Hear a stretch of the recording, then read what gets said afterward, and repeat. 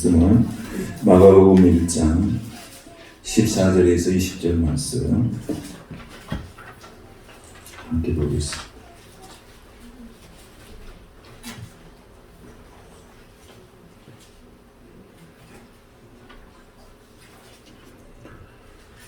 마가복음 1장 14절에서 20절 말씀을 한 목소리로 같이 공동하시겠습니다.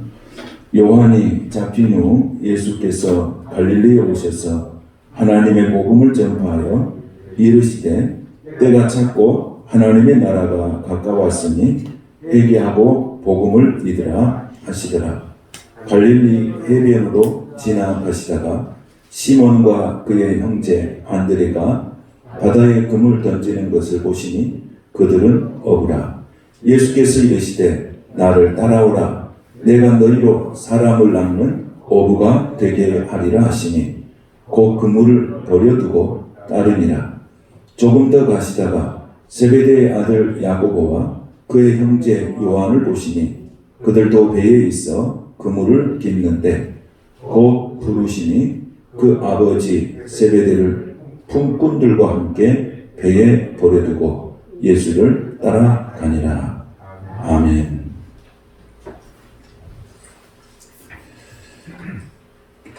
오늘 말씀 제목은 복음이 있는 가정, 이런 제목으로 말씀을 같이 나누겠습니다.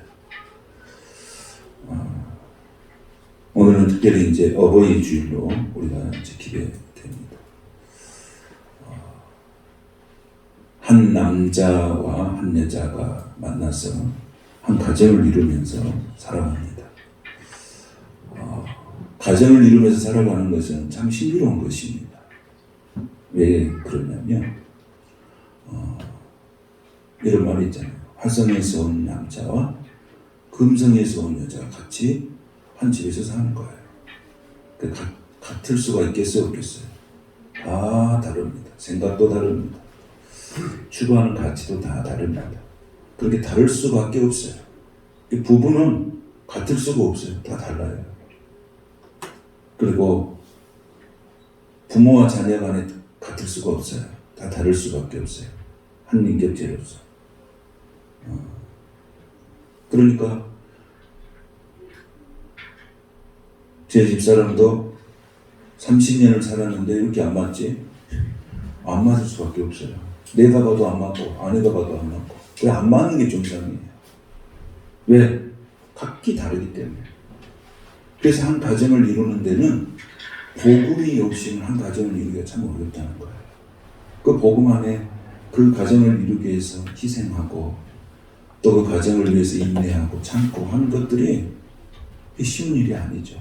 어려운 일이죠. 그래서 우리가 아버지로 생활하면서도 내가 뭐 아버지 연습하고 아버지 된 거 아니잖아요.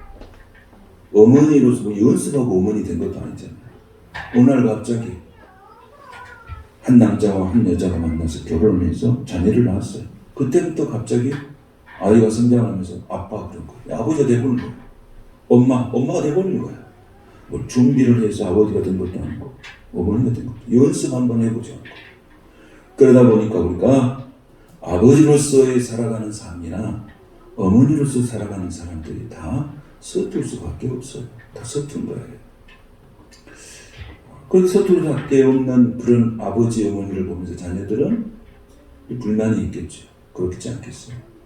그럼 또 아버지나 어머니 입장에서는 또 고충이 있지 않겠습니까? 이렇듯 한 가정에 이렇게 세워나가는 것은 굉장히 신비스러운 것입니다. 그래서 가정을 이루기 위해서는 성령께서 함께 하시지 않으면 이 가정 안에 일어나는 모든 일들을 담보하면서 살기가 참 어려운 거예요. 참 어려워요. 그래서 이 어버이 주일 말씀을 묵상하면서 도대체 가정, 정말로 나하고 다른 사람이 내 가정 안에서 살고 있는데 어떻게 하면 가정을 정말 하나님이 기뻐하는 가정으로 만들면서 살까? 많이 묵상했는데 그게 복음이에요. 자기 희생이 없으면 안 되는 거죠. 그러니까 자기 주장만 하면 안 되잖아요. 그래서 서로 이해해주고 협력하는 것. 이것이 한 가정을 이뤄나가는 주춧돌이다. 그렇게 생각을 하게 됐습니다. 그래서 가정 안에 뭐가 있어야 되느냐? 예수의 복음이 있어야 된다. 예수의 복음. 그러면 어떻게 하든지 그 가정을 붙들고 살아가려고 하는 에너지가 있어요. 에너지.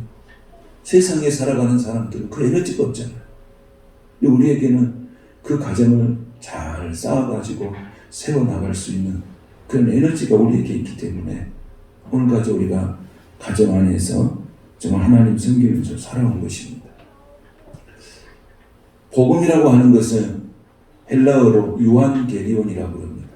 그럼 이 유한게리온이라고 하는 이 복음이란 단어는 누구가 했을 때 쓰는 용어냐면은 당시 로마 황제의 말을 쓸 때 로마 황제의 말을 유한게리온이라고 이렇게 썼어요. 그때 당시 복음은 누구의 말이 복음이었느냐면 황제의 말이 복음이었어요. 근데 마가는 뭐라고 그럽니까? 하나님의 아들 예수 그리스도가 복음의 시작이다. 로마 황제의 말이 복음이 아니고 예수 그리스도의 입에서 나오는 모든 말씀이 복음이다. 그렇게 한 거예요. 딱 규정을 해버립니다. 규정을 해버립니다. 그랬을 때 그 황제의 말은 세상의 소리잖아요. 세상의 소리. 그러나 예수님의 말씀은 무슨 거예요? 하늘의 음성이에요. 하나님의 복음이에요. 이 복음이 우리에게 있어야 된다고 나가는 그 복음을 전하게 되어지는 거예요. 그게 당시의 로마의 황제는 로마라고 하는 한 그 지역에 속한데 있었던 그런 복음이었지만은 예수 그리스도의 하나님 나라의 복음은 온 인류에게 전하는 복음이 된 거예요. 온 인류에 전하는 소식이 된 거예요. 그래서 예수님이 하시는 모든 일들은 복음이 되는 것이고 예수님은 날마다 나를 실망시키지 아니하시고 기쁘시게 해주시는 것이 예수님. 이게 복음이에요. 여러분 우리가 살아가면서 나를 날마다 기쁘게 해줄 사람이 있습니까? 어쩔 때는 기쁘게 해준다. 어쩔 때는 기분 나쁘게 해준다. 어쩔 때는 상처를 줬다. 이건 세상의 복음이죠. 그러나 예수님은 어제나 오늘이나 영원토록 우리를 기쁘시게 해주고 우리를 자존감을 세워주시고 우리를 격려해 주시고 지지해 주시고 오늘도 끝까지 사랑하시는 분이 우리 예수님이신 줄로 믿습니다. 그 예수님이 복음이에요. 그것을 마가가 가르치는 거고 그 복음이 가정 안에 있어야 된다는 거죠. 왜? 내가 가정을 사랑하고 아내를 사랑하고 남편을 존중하고 이렇게 살아가는 가정 공동체를 이루는 것이 어디에서 나온 힘으로 하는 거예요? 하나님이 나를 사랑하셨다고 하는 그 사랑의 힘으로 가정을 이루는 거예요. 그 사랑의 힘으로 부모를 섬기는 거예요. 그 사랑의 힘으로 자녀를 섬기는 거예요. 내게는 없어요. 그런 힘이. 내가 없어요. 그럼 인간 자체는 이기적이기 때문에 내가 힘들고 내가 고통당하면 안 하는 거예요. 포기하는 거예요.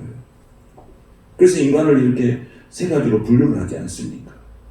어떻게 분류를 하냐면 이 거미 같은 인간의 종류가 있다. 이렇게 표현을 합니다. 그럼 거미는 어떤 역할을 하냐면 약한 자들을 짓밟고 자기를 쓰는 거예요.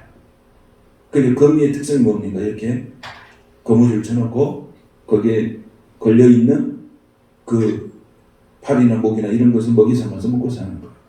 그러니까 다른 사람을 희생시켜서 자기가 살려고 하는 것을 거미 같은 인간이라고 그렇게 표현하는 거예요. 이것을 이제 좀 더 확대하면 정치적 인간이라고 합니다. 이 세상은 다른 사람을 짓밟고 나가 서야 된다고 생각하는 그런 류의 인간의 모습들이 있다. 두 번째 인간의 범주는 뭐냐면 개미 같은 인간이라고 그래요. 개미.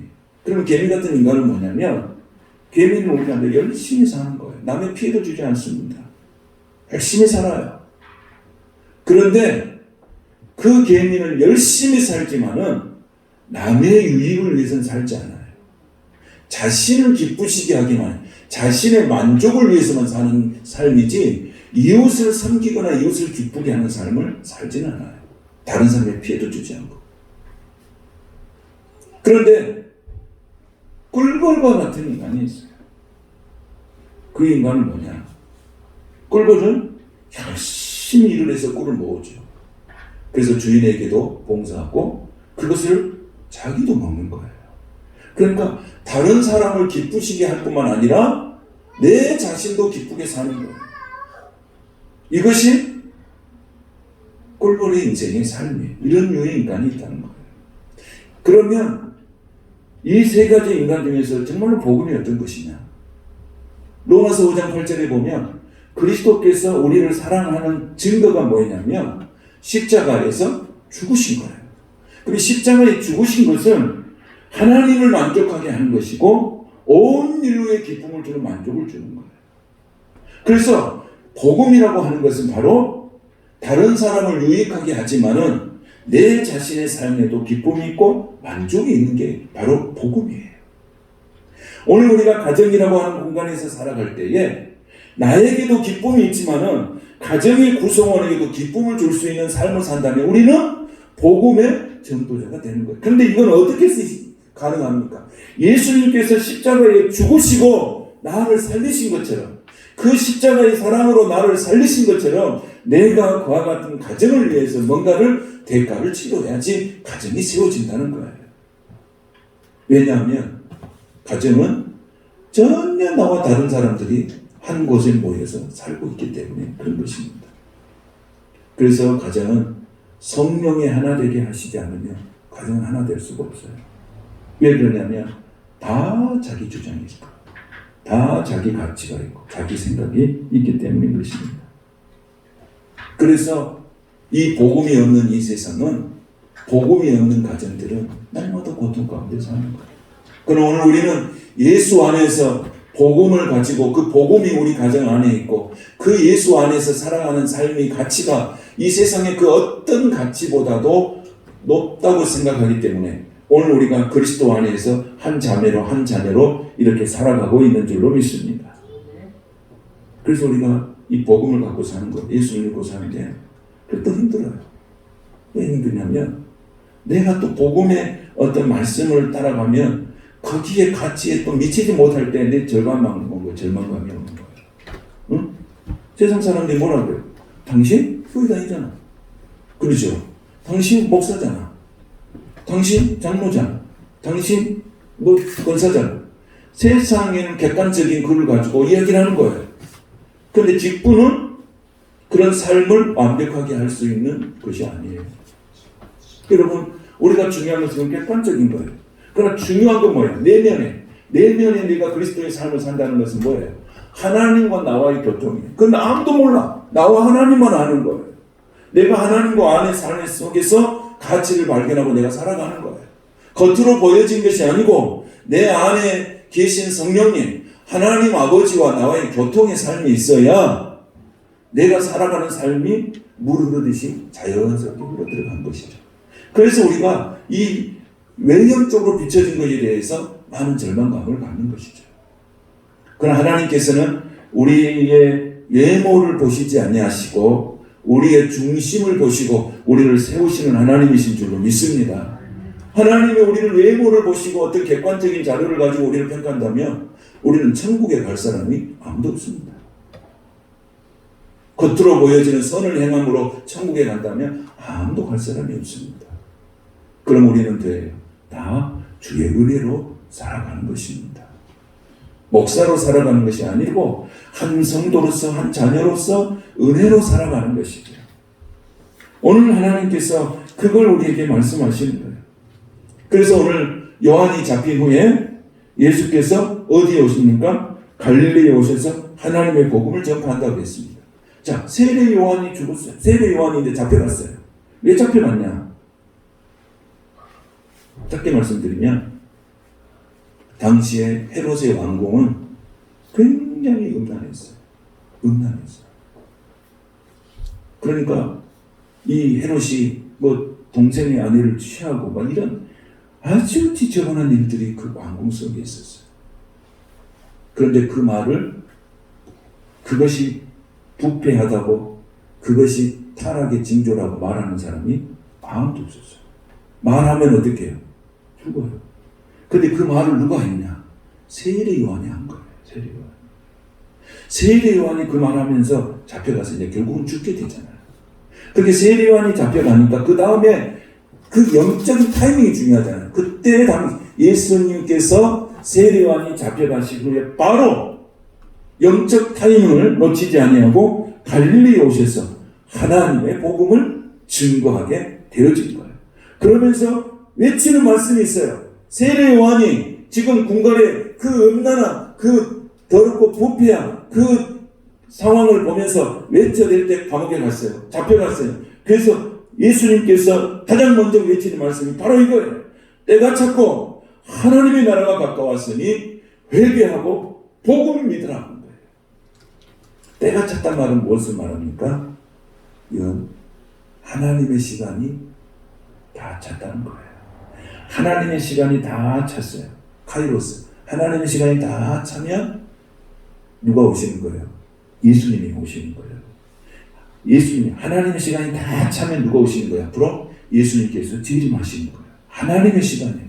그 시간은 아무도 몰라요. 누구만 알고 계세요. 하나님의 시간은 하나님만이 알고 있는 시간이에요. 그런데 오늘 하나님 예수님께서 복음을 전할 때 때가 찼고 하나님의 나라가 가까웠다고 했어요. 여러분 하나님의 나라가 뭡니까? 하나님의 나라는 하나님이 통치하는 나라예요. 성령이 임재하는 나라예요. 우리 교회가 하나님의 나라이다. 이것은 하나님의 임재가 있다는 거예요. 저는 여러분이 하나님의 임재가 있는 가정이 되시기를 축복합니다. 하나님의 임재가 있는 거예요.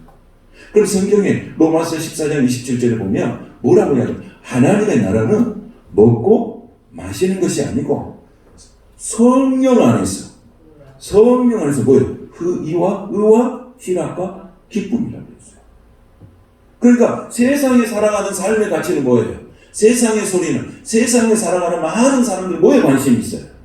먹고 마시는 것에 관심이 있어요. 그러나 하나님 나라의 가치의 복음을 갖고 사는 사람들은 그보다 더 높은 차원의 무엇을 가지고 있어요? 의와 희락과 기쁨의 삶을 누리는 거예요. 그러니까 우리의 가정들이 먹고 마시고 잠자는 곳으로만 가정을 이해하는 것이 아니고 그 안에 뭐가 있어야 됩니까? 그 안에 세상의 많은 사람들은 그 가정이라고 하는 것은 먹고 마시고 잠자는 것으로 끝나지만은 예수 그리스도의 안에서 살아가는 하나님의 자녀들은 그 안에서 의와 희락과 기쁨이 있는 가정으로 회복시켜야 할 사명이 우리에게 있음을 믿습니다. 이게 우리의 사명이에요. 세상에 많은 사람들은 먹고 마시고 잠자는 것이 그것이 가정이에요. 그런데 우리는 하나님의 의와 희락과 평강이 가정이에요. 그건 예수 믿는 가정. 그럼 예수 믿는 가정에는 뭐가 세겠어요? 의와 희락과 기쁨으로 살려면 예수 믿는 가정에는 영적 전쟁이 가장 치열한 것이에요. 예수님도 그런 말을 했어요. 원수가 어디에 있다고? 집안에 있다고 했어요. 그러니까 영적 전쟁이 얼마나 치열한지 몰라요. 이게 가정이에요. 그래서 우리가 이거 무너지면 안 되는 거예요. 영적을 철저히 전쟁을 해서 그 가정을 하나님의 나라로 세우시려면 영적 전쟁에서 우리가 승리해야 되는 거예요. 저는 여러분들이 그렇게 승리하게 되시기를 축복합니다. 기도와 말씀을 통해서 영적 전쟁에서 가정이 세워져야 돼요. 이래야 하나님의 나라가 임하는 거예요. 하나님의 나라가. 교회도 마찬가지. 교회도 얼마나 영적 전쟁이 치열한 곳입니다. 응? 영적 전쟁이 교회는 얼마나 치열해요. 그러나 여기가 영적 전쟁이 치열한 곳이지만 하나님의 말씀과 기도가 있기 때문에 반드시 영적 전쟁에서 우리가 승리하는 것입니다. 여러분의 가정도 반드시 그렇게 해서 승리하게 되는 거예요. 여러분, 우리가 일상적으로 살아갈 때, 가정을 생각할 때, 아, 내 가정에 가고 싶다, 집에 들어가고 싶다, 집에 행복감을 느끼고, 이럴 때 평안함을 느끼고, 이게 우리 하나님이 주신 마음이잖아요. 근데 가정이 그런 가정이 안 되면 얼마나 고통스러운 것입니까? 이게 뭐예요? 다 영적 전쟁이거든요. 저는 여러분들이 여러분의 가정을 품고 기도할 수 있기를 원합니다. 아내를 품고 기도할 수 있기를 원합니다. 남편을 품고 기도할 수 있기를 원합니다. 자녀를 품고 기도할 수 있기를 원합니다. 영적 전쟁에 승리해서 여러분의 가정이 의와 희락과 평안이 넘치는 그런 예수 믿는 가정으로서 부족함이 없는 가정들로 세우시기를 주님의 이름으로 축복합니다. 그것을 회개하고 복음을 믿으라는 거예요. 여러분 보세요. 요즘에 일어나는 범죄가 상당수가 다 가정 안에서 일어나요. 너무너무 고통스러워요. 가정 안에서 일어나잖아요. 가정의 폭력도 일어나고 뭐 하여튼 복잡해요. 내가 나열하지 않더라도 오늘 가정이 회개하고 정말 복음 안에 돌아야 될 줄로 믿습니다. 그래서 우리는 왜 합니까? 외쳐야 됩니다. 바깥에 가서 외쳐야 됩니다. 세상의 소리에 매몰되어서 살아가는 사람들에게 그리스도 안에 진정한 기쁨이 있고 그리스도 안에 진정한 소망이 있고 그리스도 안에 진정한 행복이 있으면 우리는 세상에 나가서 우리는 선포해야 될 줄로 믿습니다. 입 다물고 있으면 안 됩니다. 선포해야 돼요. 왜? 우리 안에는 천국이 있고 우리 안에는 의와 희락과 기쁨이 있기 때문에 이것을 밖에 나가서 증거해야 돼요. 오늘 예수님이 회개하고 복음을 믿으라. 복음은 누구예요? 예수예요. 그리고 우리 찬송하잖아요. 예수만 섬기는 우리지. 이게 복음이에요. 예수만 섬기는. 오늘 말씀 속에 우리가 16절에 보면은 뭐라고 나옵니까? 16절 한번 볼까요? 갈릴리 해변으로 지나가시다가 시몬과 그의 안드레가 바다에서 그물 던진 것을 보시니 그들은 어부라겠어요. 자, 여기 보니까 그물 던지는 것을 보셨다. 여기가 뭡니까? 삶의 현장이에요. 삶의 현장. 내 일터예요. 그것이 가정일 수도 있고 내 일터일 수도 있어요. 거기서 뭐 하는 거예요? 그들이 자기 일에 성실하게 일하는 거예요. 저는 아버지로서 성실하게 살고 어머니로서 성실하게 살고 자녀들로도 성실하게 살아가는 그런 가정들이 되시기를 축복합니다. 성실하게 사는 거예요. 결과는 하나님이에요. 나이가 할 건 뭐예요? 성실하게 살아가는 거죠. 결과는 하나님 주시는 거예요. 여러분, 예수님께서 무덤에 갇혔을 때 그 무덤을 여는 사람은 누가 엽니까? 우리가 여는 거죠. 그러나 그걸 살리신 분은 누구세요? 하나님이세요. 하나님의 일과 사람의 일이 있어요. 내가 성실히 살 때 하나님이 찾아오셔서 하나님은 문을 여시고 우리에게 닫혀있는 모든 문들을 열어주시고 하나님의 하늘의 복과 땅의 복으로 쏟아 부어주실 줄로 믿습니다. 성실하게 살아가는, 그때 성실하게 살아가는 그 삶의 자리에, 그 자리에 예수님이 오셔서 뭐라고 말씀하십니까? 나를 따라오너라. 오늘 내가 가정에서, 내 직장에서, 내 삶의 인간관계 속에서 내가 성실하게 살아갈 때 그곳에서 하나님이 나를 쓰시는 거예요. 그곳에서. 여러분, 그곳에서 나를 쓰시는 거예요.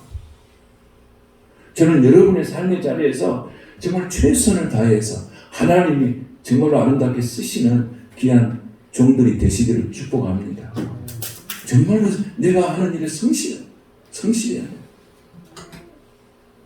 학생은 뭘 해야 돼요? 공부하다가 에이씨 빨리 돈이나 벌어야 된다. 이러면 안 된다는 거야. 학생은 뭐 해야 돼요? 학생은 공부를 해야 되잖아요. 공부를. 아버지가 뭐 직장 가서 돈 벌다, 돈 벌기 힘드니까 공부는 할까? 이러면 안 되는 거잖아요. 응? 자기 자신의 역할을 충실하게 할 때 우리 하나님이 찾아오셔서 그 결과를 하나님의 풍성한 열매로 채워주신 줄로 믿습니다. 그래서 가정은요, 눈물을 흘리면서 씨를 뿌려야 돼요. 눈물을 흘리면서 씨를 뿌리지 않으면 절대 기쁨으로 단을 가져올 수가 없습니다. 저는 결혼해서 한 30년 살았습니다. 30년. 그래서 30년 이상 사신 분들은 참 존경스럽습니다. 30년이라는 세월 동안 눈물을 흘리면서 기도하면서 자녀를 키우고 또 가정을 이루면서 살아온 거예요. 그냥 쉽게 되는 일이 어디가 있습니까? 가정이 어떻게 쉽게 됩니까? 그런데 눈물 흘리면서 가슴 아파하면서 그리고 또 참고 또 견디면서 그러면서 가정을 세우는 거죠. 근데 이 가정을 세우면서 이렇게 보니까 교회도 똑같아요. 목회를 해보니까 똑같아요. 가족을 섬기고 가정을 위해서 인내하고 참고 견디면서 기도하는 것과 교회를 섬기면서 교회 안에서 참고 견디면서 기도하는 것 똑같아요. 똑같아요. 교회와 가정은 똑같은 거예요. 그래서 예수님께서 십자가에 죽으실 때 옆구리에 피를 쏟아서 냈잖아요. 그게 뭐예요? 그게 교회거든요. 그게 가정이거든요, 여러분. 거기에 신비가 있어요. 예수님이 피를 쏟으면서 세우신 게 가정이고요. 예수님이 피를 쏟으면서 세우신 게 교회예요. 아담을 잠들게 하시고 갈비뼈를 뽑아서 아내를 만드셨어요. 그 갈비뼈가 뭐냐? 그 아내가 뭡니까? 그게 가정이고 그 아내가 뭐예요? 교회예요. 남자의 뼈를 뽑아가지고 만든 것이 교회고 가정이에요. 가정은 이렇듯 하나님의 신비 속에 들어있는 거예요. 그래서 오늘 하나님께서 그 그물 던진 걸 보시고 나를 따라오라 그랬어요. 나를 따라오라. 내가 너희로 사람을 낚는 어부가 된다. 여러분, 이 사람을 낚는 어부란 말이 에레미야 16장 16절에 가보면 이 말씀이 에레미야도 있어요. 근데 에레미야가 했을 때 이 말씀은 무슨 말씀이냐면 에레미야 16장 16절의 말씀은 심판에 대한 말씀이에요. 네가 하나님의 말씀을 사람을 낚는 어부가 된다. 사냥꾼이 사냥을 하는 포스로 쓴다고 하나님께서 심판의 도구로서 사람을 낚는 어부라고 표현했어요. 근데 오늘 이 말씀은 17절의 말씀은 사람을 낚는 어부는 어디의 말씀이냐면 구원의 말씀이에요. 그러니까 에레미야 선지자가 선포하는 말씀은 심판의 말씀이고 17절에서 예수님이 하신 말씀은 구원의 말씀이에요. 그런데 또 중요한 것은 이 구원의 메시지를 듣지 않으면 반드시 뭐가 온다는 거예요? 심판이 온다는 메시지를 던져주는 겁니다. 그래서 오늘 우리는 하나님의 구원의 메시지를 받았어요. 심판의 메시지가 아닙니다.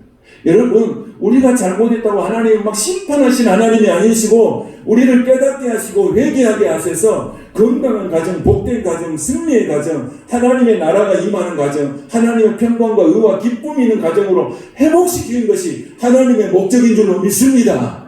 그 하나님의 은혜로 우리가 산다는 거예요. 그래서 그 사랑을 받고 사니까 내가 가정에서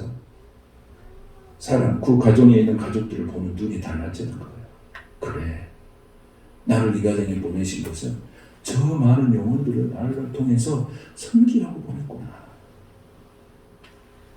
성도가 교회 안에 성도들을 보내신 것은 이 많은 성도들을 나를 통해서 또 나를 통해서 섬김을 받으려고 나하고 섬기려고 이렇게 보내셨구나. 여기 복음이에요. 이게 복음이에요. 마가복음 10장 45절에 예수님이 오신 목적은 뭐하러 돼요? 섬김을 받으려 한 것이 아니고 오히려 자기를 대속물로 주고 섬기려 하거든.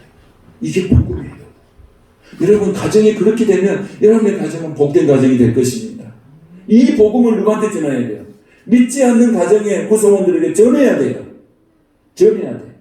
그럼 전하면 알아먹어요? 못 알아먹어요? 못 알아먹어. 그래서 어떻게 하면 내가 복음의 능력자가 되는 거예요. 그래서 여러분 십자가는 미련한 십자가를 믿지 않는 자, 십자가의 도가 이 믿지 않는 자들에게 미련한 것이에요. 아니 예수 믿는 게 미련한 것이라니까요. 그러나 구원을 얻는 우리에게는 뭐예요? 하나님의 능력이 된 줄로 믿습니다. 세상 사람들은 예수 믿는 걸 미련하게 생각하는 거예요. 그러나 복음을 얻고 구원을 얻는 얘기는 하나님의 능력이 되는 거예요. 이게 차이예요. 이게 차이. 그러니까 세상에서 복음을 모르는 사람들은 미련해서 알 수가 없어요. 그러니까 내가 뭐예요? 십자가에 내가 구원을 나에게 하나님의 능력이니까 그 능력을 나타내는 거예요. 가정에서 나와 가장 가까이 사는 사람. 어렵죠? 어렵죠? 그럼 어떻게 해야 될까요? 포기해야 될까요? 어떻게 해야 될까요? 성령님 도와주시라고. 정말 어렵습니다. 목회도 어렵고요. 가정을 세우는 게 어렵습니다. 그럼 어떻게 해야 돼요? 성령님 내게 교회를 세워나가고 가정을 세워나갈 수도 성령님 도와주시고. 왜? 성령님은 우리의 연약함을 도우시는 분인 줄로 믿습니다. 성령님은 우리의 연약함을 도우시기 때문에 내가 할 수 없다고 포기하지 않으면 하나님은 반드시 세우시고 역사하시고 풍성한 좋은 열매로 우리에게 채워주시는 분이십니다. 그때 이 제자들은 뭐 했습니까? 사람을 낳는 어부 되게 하라 따라왔어요. 그런데 어떻게 따라갔냐? 18절에 보면 곧 그랬어요. 그물을 버려두고 따르니라 그랬어요. 버려뒀단 말은 뭔 말일까요? 버려뒀단 말은 자기를 부인한 거예요. 자기를 부인했어요. 자기 부인과 결단이 있었어요. 그러니까 그물이란 건 뭐예요? 자기가 지금 바다에다가 던져서 먹고 살아야 할 도구잖아요. 직업이잖아요. 근데 이것을 버렸어요. 그게 뭡니까? 내가 먹고 마시는 일보다도 하나님의 나라의 가치를 더 소중하게 발견한 거예요. 여러분 오늘 예배 왔잖아요. 또 가정에서도 이따 예배 드리는 사람들 있잖아요. 그건 뭐냐면 세상의 가치보다도 하나님께 예배하는 일을 더 소중하게 생각하는 가치. 이게 하나님을 찾는 사람인 줄로 믿습니다. 예배하는 사람은 그런 거예요. 세상의 어떤 일보다도 예배하는 일을 우선시 두는 자는 하나님이 복을 주시는 거예요. 왜냐하면 그게 하나님의 기쁨이 되니까. 하나님은 그런 사람을 찾으시니까. 그래서 오늘 그물을 버려뒀다는 것은 내가 세상의 그 어떤 가치 있는 일보다도 하나님의 나라를 위해서 살아가는 일이 최고의 가치라고 하는 것을 그들은 발견했기 때문에 예수님을 따라가는 것입니다.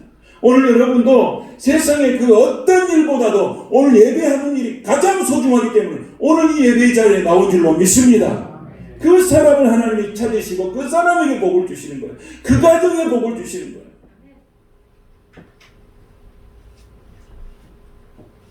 그런데 그 뒤에 보니까 누구도 따라갔냐면 세베대의 아들 야고보와 그 형제 요한도 따라갔어요. 그랬더니 20절에 보니까 뭐라고 나오냐면 20절 한번 보시면 곧 부르시니 그 아버지 세베대를 품꾼들과 함께 배에 버려두고 예수를 따라가니라. 아멘. 여러분 어부들이 가난한 사람이 부자예요. 가난한 사람이었어요? 부자였어요? 가난한 사람으로 이해를 하죠. 그런데 오늘 성경을 보세요. 세베대를 누구와 함께 버려두고 품꾼을 당시에 품꾼을 준 정도가 되면 그 집 부자예요. 부자예요. 그런데 당시에 어부들은 뭐 했다는 거예요? 부자들이었어요. 부자들. 배운 것은 약했지만은 자기들이 물질적으로 훨씬 가치가 있고 부자였어요. 품꾼을 뒀잖아요. 그런데 그 사람들이 뭐예요? 내가 부자로 사는 가치보다도 뭘 더 소중하게 하는 거예요? 하나님의 나라의 가치를 더 소중하게 생각했다는 거예요. 내가 이 부자로 사는 가치보다도 예수 그리스도의 가치를 통해서 세상에 복음을 증거하는 일에 더 가치를 뒀다는 거예요. 저는 여러분이 이 삶의 가치가 바뀌어지기를 축복합니다. 하나님의 나라 가치가 높다는 거예요. 높다. 그러니까 여러분 내가 직장을 해도 옛날에는 직장 생활하면 먹고 사는 일 여기에다 목적을 뒀는데 이제는 뭐예요? 내 직장에서 먹고 사는 일로 그치는 게 아니고 그 속에서 뭘 실현하는 거예요? 하나님의 나라의 가치를 실현하는 거예요. 아멘. 그럼 하나님이 그곳에 예배가 되고 그것이 교회가 되고 그것이 축복의 장소가 됩니다. 여러분 내가 사업을 하든지 내가 직장 생활을 하든지 내가 가정을 하든지 먹고 사는 것의 가치 거기를 넘어서서 하나님의 나라의 가치에 관심을 두고 더 차원 높은 세상의 사람들보다도 좀 더 차원 높은 그런 믿음의 진보가 있게 되시길 축복합니다. 그럼 하나님 우리를 어떻게 하실까요? 이 결론이 이렇게 살아가는 삶을 하나님 어떻게 하실까요? 어떻게 할까요? 내 출입을 지금부터 영원까지 지키시고 복되게 하실 하나님인 줄 믿습니다. 그 하나님은 나의 지경을 넓히실 것입니다. 그 하나님은 나의 모든 것을 아시고 날마다 섬세하게 역사하실 것입니다. 오늘 그 하나님을 찬양하십시다. 그 하나님께 영광을 돌리십시다. 그 하나님 나라의 가치를 위해서 우리가 자기 자신의 삶의 자리에서 최선을 다해서 하나님의 영광을 드러내는 저와 여러분이 되시기를 주님의 이름으로 축복합니다. 거룩하신 하나님 감사합니다.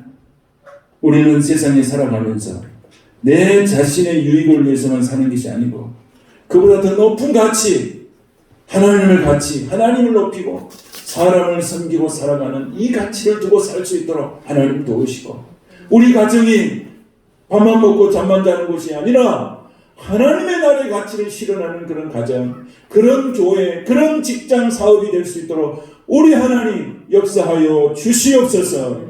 예수님의 이름으로 축복하며 기도하옵나이다. 아멘.